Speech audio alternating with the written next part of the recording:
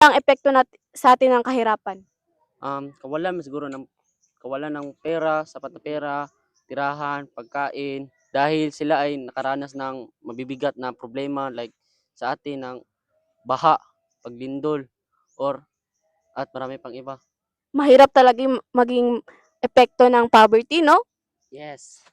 At grabe na talaga ang paglaganap ng kahirapan sa atin. No? Marami ang naapektuhan at marami ang nasasayang na oportunidad dahil sa kahirapan, dahil wala silang perang yun na pag-aral, like, pambili ng mga kuan. At para sa akin, mahirap talaga yan dahil wala kang financial na trabaho, o ano pa yan. Ang dahilan ng poverty.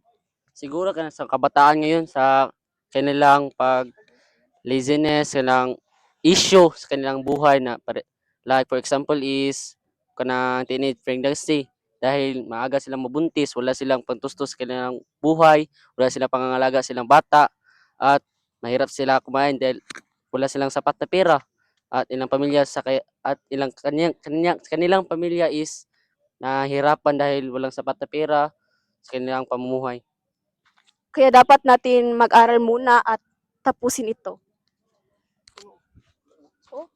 At para sa akin, no, katulad rin ang sinabi ni Santino, na katulad rin ng mga bata, dahil na-insecure sila at wala silang gana lumabas ng bahay at wala silang confident na makipagsalamuha sa ibang tao.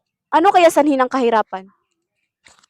Kawalan ng trabaho, mababa ang sahod, at sa corruption ngayon, mahirap dahil ang mga politics. Mahirap maghanap ng trabaho, ganon.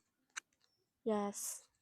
Mas lalong humihirap kasi kung hindi ka nakapagtapos ng pag-aaral, hirap talaga dahil malaking bagay talaga sa ating buhay ang pagkatapos ng pag-aaral. Ano kaya ang solusyon ng kahirapan? Pagtatapos ng pag-aaral at paghahanap ng trabaho para ito ay mayroong pagtusto sa pamilya natin.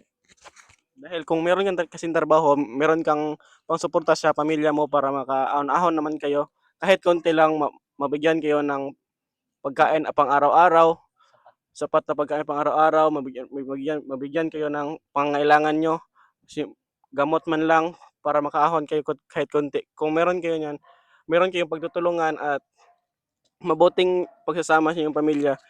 Hindi malabong hindi kayo makaahon sa kahirapan. At magbibigay din tayo ng kahit liit na suporta sa mga nahihirapan ngayon. At pagtutulungan sa ating kapwa like sa barangay, magsali kayo ng cleanliness sa isa't isa, sa ating bahay, hindi tayo magsumali sa mga hindi dapat natin salihin. Paano nakakaapekto ang climate change sa kahirapan? Nakakaepekto ito dahil kagaya na naman ng pagtatapon ng basura kahit saan, sa kanal, sa dagat, at pagpuputol ng kahoy sa kagubatan. At nakakaapekto din ito sa mga pananim dahil sa bumagyo ay wala na tayong bigas.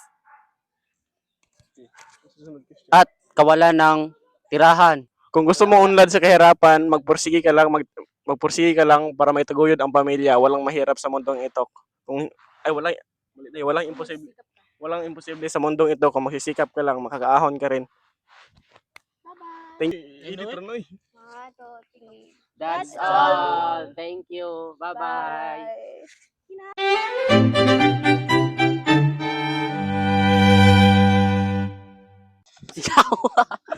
Bye.